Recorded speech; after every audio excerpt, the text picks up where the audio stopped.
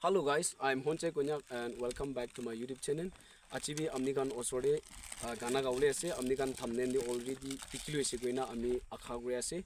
So ajila gana do moi compose kra gana no hoilibi Mr. Nayo, one of my favorite singer tai ase Konyak singer ekta ase. So tai la gana bra moi kideba heartbreak hoi jai thagi idu bra amnikan bi heartbreak kuri dibo koina moi enaga anigin ane ase idu bra amnikan video skip no korina first to last tak sabi moi la gola do bhal no bari hoilibi meaning bhal ase kile amnikan amni laga sati aro friend logode share koribole na paribi koina moi la viewers kan ge moi request kuri ase idia gana huni jabu moi kan sob